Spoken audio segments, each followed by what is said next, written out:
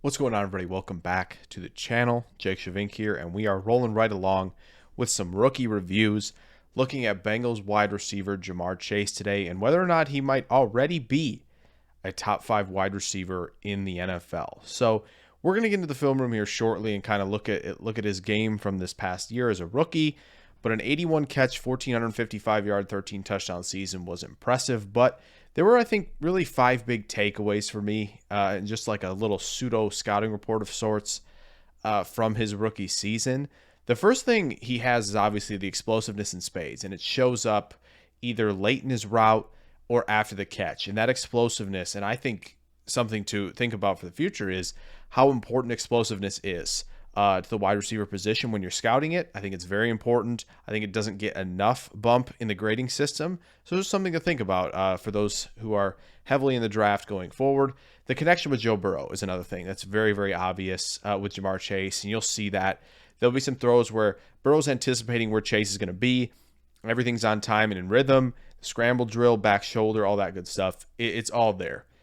Thirdly, the quick jam, it kind of gave him some problems. And when you look at like Patrick Surtain and some other corners who played a lot of up press up at the line, gave him some quick jam, that drove him off the route and made things difficult for him. And that's something where he's going to have to improve, is with his hands, when corners are going to quick jam, when they press a little bit, when they're going to keep contact early on in the stem. He's going to have to find a way to deal with that consistently as his career goes on. Another one that I think is important is there weren't a lot of contested catch wins for Chase, and he was often labeled as that, as like the guy who couldn't separate, and then not by everybody, but by some. And it was like, oh, he's really a contested ball guy. He didn't win a lot of contested balls. Like I said, he late separated on the back shoulder throws. I don't really call those contested. He's got space for himself. And when he actually had contested balls to win, he didn't win a lot of them. And especially in the Cleveland game, there were a few chances that he had that he didn't come down with the football. So it's very interesting tidbit. And we'll get into how Chase won really is as a route runner, believe it or not, and with that explosiveness and with, pacing and creativity in his route stems. So I think that might surprise some people that you just look at Chase and be like, contested ball winner, we knew that, explosiveness, all that. I think you'll be surprised. And obviously, finally, the route running, as was previously mentioned, it got better and better and better. In the postseason, he was in his bag, especially coming out in the Raider game. The Titan game, he showed the explosiveness again and against the Chiefs and against the Rams. So, again, not a lot of slouches in the postseason. So we'll get to all that, though, for sure. So now let's head into the film room and look at how JaMarr Chase won in 2021. All right, guys, here in the film room with JaMarr Chase. And there's just so much to like, obviously, with the tape. We're going to go through a lot of games. First, in this Minnesota game, going to get a good look here at some of this route pacing stuff that he's got going on, kind of frees the defender. Defender's playing with his back towards the inside of the field. Burrow's already throwing this ball. He knows that this is where he's going. This is a little in route here. But Chase is continuing to just use some creative footwork to give himself a little space, and he does so at the end. Good hands catcher, obviously. That's something that you don't really have to worry about with a guy like JaMarr Chase. This is another good one with creative footwork, creative stuff in the stem. This is in overtime of this game. Again, we're working inside here. Stays outside stem. We're going to break inside. And what happens is plant the foot. Peterson is kind of in a blender here because now Chase, he has no clue. He's turned around. Chase has sunk the hips, and he's out the stem. Oh, and he loses balance.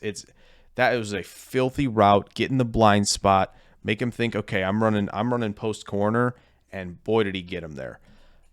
So against Green Bay Packers, this is what I'm talking about. The connection, first of all, and the back shoulder plays. Look at him go up and get this down here, tap the toes, make a really, really good play.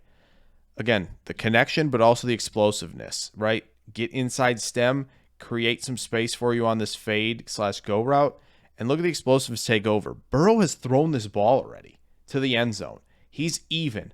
Late explosiveness to get himself some space, make a great catch on the move for a score.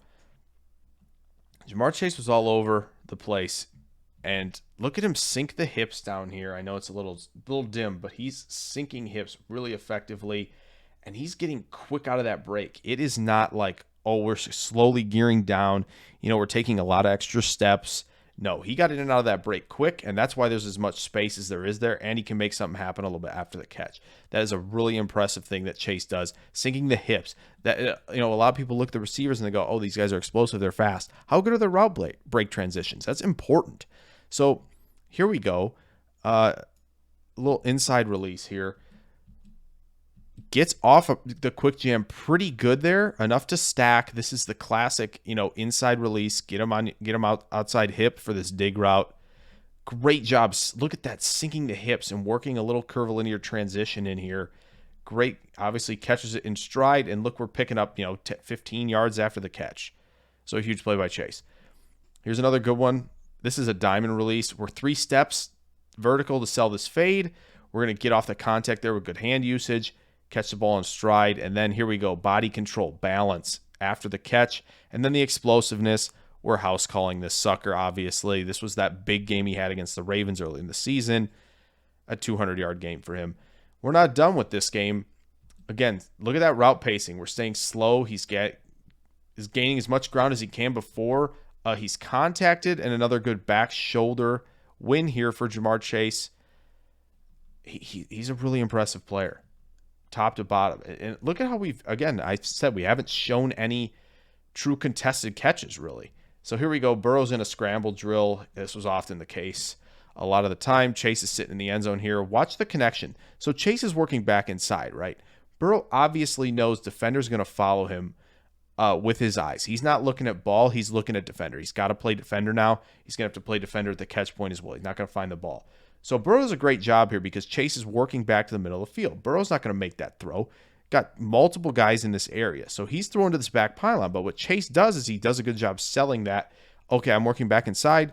I need to get as far as I can to come back and get this ball, but I've got enough space to make this play. That's the connection. That's what you can do off schedule like that. Against the Chiefs, after the catch, this is nasty. There are 1, 2, 3, 4, 5 guys, really, maybe 4, I guess. 1, 2, 3, 4 in a position to make this play. This guy's kind of slowing up. Same here.